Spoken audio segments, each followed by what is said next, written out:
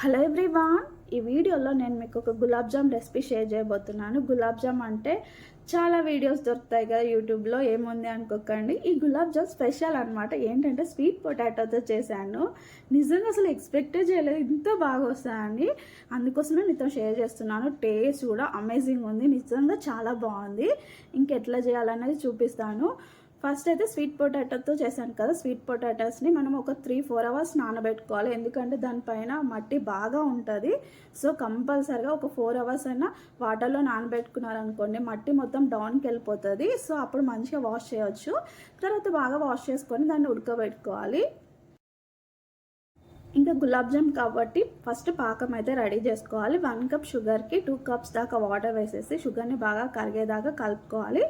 తర్వాత మనం గులాబ్ జామ్ పాకం అంటే థిక్గా డార్క్గా అవసరం లేదా, జస్ట్ వాటర్ కరిగి కొంచెం జిగురుగా వస్తే సరిపోతుంది. మనకి టచ్ చేస్తే పాకం అనేది జిగురుగా రావాలి. అక్కడ దాకా మనం బాయిల్ చేసుకోవాలి. దాంట్లోనే ఇలాచీ పౌడర్ వేసేసుకొని బాగా బాయిల్ చేసుకోవాలి. ఇంకా స్వీట్ పొటాటోని ఉడికించుకోవాలని చెప్పాను కదా, బాగా ఉడికిపోయినాయి. తర్వాత వాటిలో ఉన్న వాటర్ అంతా వడగొట్టేసి అవి కొంచెం కూల్ అయిన తర్వాత దానిపైన పొట్టు తీసేసి, మన దగ్గర ఆలూ స్మాషర్ ఉంటే దాంతో స్మాష్ చేసుకోవాలి. నా దగ్గర లేదు కాబట్టి ఒక గ్లాస్తోనే స్మాష్ చేస్తున్నాను. ఇట్లా మెత్తగా స్మాష్ చేసుకోవాలి. ఉడికిపోయింది కాబట్టి తొందరగానే ముద్దలాగా అయిపోతుంది అనమాట. ఇప్పుడు ఇందులో 2 ప్యాకెట్స్ మిల్క్ పౌడర్ వేస్తున్నాను. మిల్క్ పౌడర్ ఖచ్చితంగా వేయాలి, మనకి బైండింగ్ కోసం. అంటే ఒక ముద్దలాగా రావడానికి ఈ మిల్క్ పౌడర్ వేయాలన్నమాట. టేస్ట్ కూడా చాలా బాగుంటుంది. 2 కప్స్ మిల్క్ పౌడర్ వేసేసి దీంట్లోనే కొంచెం ఇలాచీ పౌడర్, మనము పాకంలో కూడా వేసాం కదా, ఇందులో కూడా కొంచెం ఇలాచీ పౌడర్ వేసేసి బాగా మిక్స్ చేసుకోవాలి. ఇంకా వీటన్నిటిని బాగా మిక్స్ చేసుకోవాలి. మనకి కలిపేటప్పుడే తెలుస్తుంది ముద్దలాగా వస్తుందా లేదా అని. ఇన్ కేస్ రాకపోతే మనకు పేస్ట్ లాగా అవుతుంది అన్నప్పుడు దీన్ని డీప్ ఫ్రిడ్జ్లో పెట్టండి. ఒక 10 మినిట్స్ అట్లా పెడితే గట్టిగా అయిపోతుంది. చూడండి, ఇట్లా వస్తే ఓకే, లేకపోతే ఫ్రిడ్జ్లో పెట్టేసండి. ఒక 10 మినిట్స్ ఆర్ 15 మినిట్స్ పెడితే ముద్దలాగా వచ్చేస్తుంది. తర్వాత వీటన్నిటిని గులాబ్ జామ్ బాల్స్ లాగా ప్రిపేర్ చేసుకోవాలి. తర్వాత డీప్ ఫ్రైకి ఆయిల్ పెట్టేసి వీటన్నిటిని వేయాలి.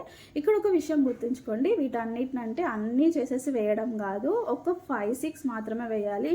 ఈ పాయింట్ అయితే గుర్తుంచుకోండి. ఎందుకంటే అన్నీ ఒకేసారి వేసారనుకోండి, ఒక 10 అట్లా వేసారనుకోండి, ఒకదానికి ఒకటి తగిలి మొత్తం విడిపోయే ఛాన్సెస్ ఉన్నాయన్నమాట. సో కొన్ని వేసుకుంటూ డీప్ ఫ్రై చేసుకోవాలన్నమాట. నేనైతే ఫస్ట్ టైం చేస్తున్నా కాబట్టి కొంచెం టెన్షన్ ఉండే, వస్తుందా రాదా అని. ఇక్కడ తెలుస్తుంది అన్నమాట డీప్ ఫ్రై చేసేటప్పుడు. మనకి పర్ఫెక్ట్గా రావనుకోండి, మొత్తం విడిపోతాయి. కరెక్ట్గా వచ్చేస్తే చూడండి, మంచిగా గులాబ్ జామ్ బాల్స్ రెడీ అయిపోతాయి అన్నమాట.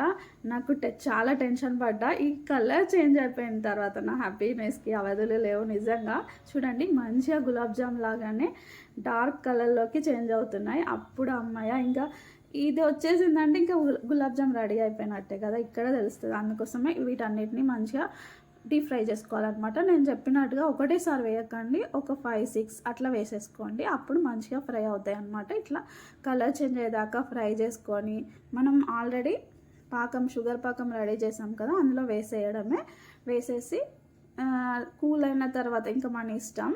చల్లగా అయిన తర్వాత ఫ్రిడ్జ్లో పెట్టుకొని తింటే ఇంకా చాలా బాగుంటుంది అన్నమాట. ఇట్లా అన్నీ రెడీ చేసేసుకోవాలి.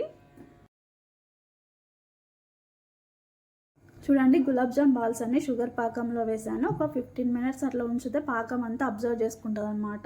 ఇందులో కొంచెం బాదం, చిన్నగా చాప్ చేసిన బాదం వేస్తున్నా. ఇది ఆప్షనల్ మాత్రమే. మధ్యలో తగులుతూ టేస్ట్ చాలా బాగుంటుందని వేసిన, మన ఇష్టం.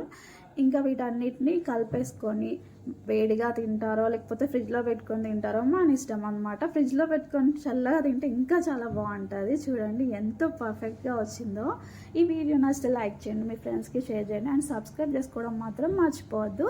ఇంకొక వీడియోతో మేము ముందుకు వస్తాను. అంతవరకు బాయ్.